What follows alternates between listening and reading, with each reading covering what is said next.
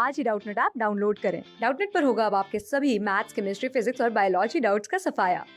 बस अपने क्वेश्चन की फोटो खींचो, उसे क्रॉप करो और तुरंत वीडियो सोल्यूशन पाओ। Download now. अब हम बात करते हैं सल्फर के एलोट्रोप्स की।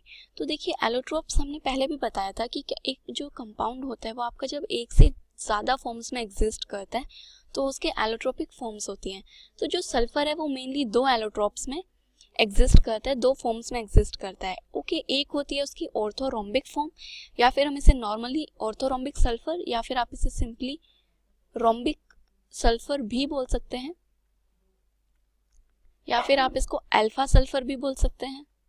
मतलब दो तीन इसके नाम हैं, आपको ये सारे नाम इसके पता होना चाहिए। और कई बार हम इसे येलो रोम्बिक भी बोलते हैं। क्या बोलते हैं? Yellow rhombic. तो ये सारे नाम इसी एलोट्रोप के होते हैं। अब अगर हम इसकी बात करें सबसे पहले कि आप जो ऑर्थोरोम्बिक सल्फर है या फिर अल्फा सल्फर है, आप इसे कैसे सिंथेसाइज कर सकते हैं। अगर इसके सिंथेसिस की बात की जाए तो देखिए क्या करना होता है आपको। ये पूरा आपका लैब का प्रोसेस है। वैसे कोई आपको मैं जनरल एक रिएक्शन नहीं बता सकती कि आप इसे ऐसे करके सिंथेसाइज कर लीजिए, ठीक है। तो आपको क्या करना होता है कि चाइना डिश कैसी होती है, लाइक आपके जो बाउल्स होते हैं घर में, हमारे जो नॉर्मली बाउल्स होते हैं वैसा होता है। वो मतलब जो आपके जिसमें हम चाय पीते हैं, जो आपके कप होते हैं उस मटेरियल का थोड़ा वो बना हुआ होता है, थोड़ा काइंड ऑफ उस मटेरियल का होता है। चाइना डिश होती है। उस चाइना डिश में लाइक ये आपके इस बाउल के टाइप ये चाइना डिश है आपकी, ठीक है। ये क्या है? China dish.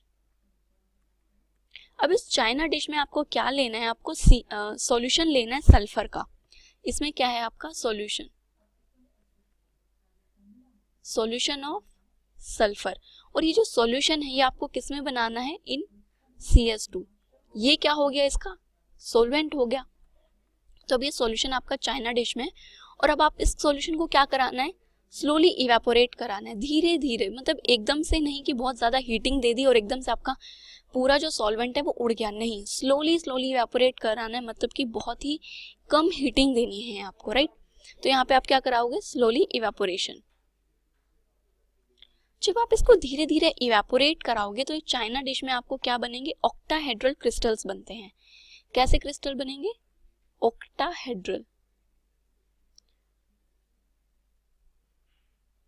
ऑक्टाहेड्रल क्रिस्टल्स बन जाते हैं, या फिर आप बोल सकते हैं कि जो ये आपको रोम्बिक सल्फर जैसी स्ट्रक्चर उनकी अपीयर होती है, इस वजह से हम इन्हें रोम्बिक सल्फर या फिर कई बार ऑक्टाहेड्रल सल्फर के नाम से भी इन्हें जानते हैं। तो इस टाइप से आप इन कंपाउंड्स को क्या कर सकते हैं? प्रिपेयर कर सकते हैं। अब अगर हम इनकी प्रॉपर्टीज की बात करें, अब हम अल्फा सल्फर की अगर प्रॉपर्टीज की बात करें तो देखिए, जो ये आपका कंपाउंड है, तो आपका जो रोम्बिक सल्फर है ये आपका जो रूम टेम्परेचर है उस पर स्टेबल होता है, stable at room temperature,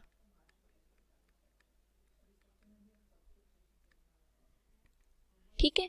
room temperature पे बहुत ज़्यादा स्टेबल होता है। और इसका अगर कलर की बात करें तो देखिए, कलर आपको पता ही चल रहा है बिकॉज हमने इसका नाम क्या दिया? Yellow rhombic sulphur. तो इसका पेल येलो कलर होता है। क्या होता है? पेल येलो इन कलर होता है आपका ये कंपाउंड। देन देखिए, अगर इसकी सॉल्युबिलिटी की बात करें तो वाटर में क्या है? ये इनसॉल्युबल।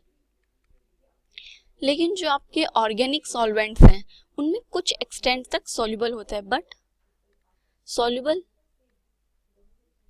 इन बेंजीन या फिर आपके ईथर्स या फिर क्या हो गए आपके अल्कोहल्स। इनमें भी कुछ एक्सटेंट तक, मतलब कि बहुत ज्यादा सॉल्युबल नहीं होता, बट इनमें थोड़ा बहुत सॉल्युबलाइज हो जाता है। वाटर में तो ये बिल्कुल भी सॉल्युबल नहीं होता है, ठीक है। और अगर इसकी सॉल्युबिलिटी किसमें ज्यादा है? Soluble in CS2। इसीलिए देखिए, हमने सल्फर का जो सॉल्यूशन है वो किसमें बनाया था? CS2 में, okay.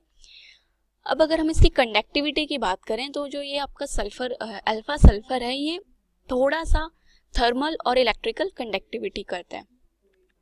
It is little thermal and electrical conductivity, ये कंडक्टिविटी भी शो करता है। देन नेक्स्ट बात करें इसके जो क्रिस्टलाइन, जो इसके स्ट्रक्चर की अगर बात करें तो इसके जो क्रिस्टल्स, हमने बोला कि ऑक्टाहेड्रल क्रिस्टल्स बनते हैं। तो ये हमारे S8 जो होता है ये इसका कंपाउंड बनता है। S8 इसकी स्ट्रक्चरल यूनिट्स होती हैं। S8 क्या होती है? स्ट्रक्चरल स्ट्रक्चरल यूनिट्स होती हैं, ठीक है।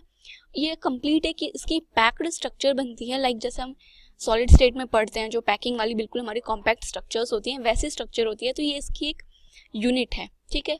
और अगर इस यूनिट के S8 की बात की जाए कि ये कैसे इसकी स्ट्रक्चर होती है, तो इसकी स्ट्रक्चर आपके बिल्कुल जो W होता है, W जैसी इसकी स्ट्रक्चर होती है। देखिए कैसे होती है इसकी स्ट्रक्चर, सल्फर इस टाइप से आपका W होता है, राइट। तो ऐसे ही क्या होती है इसकी स्ट्रक्चर होती है। तो ये हो गई आपकी S8 की स्ट्रक्चर।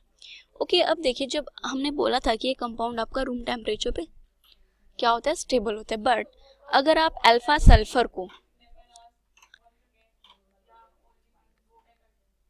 तो देखिए ये आपका अगर अल्फा सल्फर है, अल्फा सल्फर को जब हम हीट कर दें 96 डिग्री सेल्सियस पे, अगर आप इसको हीट कर देते हैं तो जो आपका रोम्बिक सल्फर या अल्फा सल्फर है ये किस में कन्वर्ट हो जाएगा, मोनोक्लिनिक में, मोनोक्लिनिक सल्फर में कन्वर्ट हो जाएगा। मोनोक्लिनिक सल्फर इसकी दूसरी एलोट्रोपिक फॉर्म है जिसमें ये कन्वर्ट हो जाता है। तो ये था आपका ऑर्थोरोम्बिक या फिर रोम्बिक सल्फर या बोल सकते हो अल्फा सल्फर की कुछ प्रॉपर्टीज। क्लास 6 से 12 से लेके नीट, IIT, JEE मेंस और एडवांस के लेवल तक 10 मिलियन से ज्यादा स्टूडेंट्स का भरोसा। आज ही डाउनलोड करें डाउटनेट ऐप या व्हाट्सएप कीजिए अपने डाउट्स 8400 400 400 पर।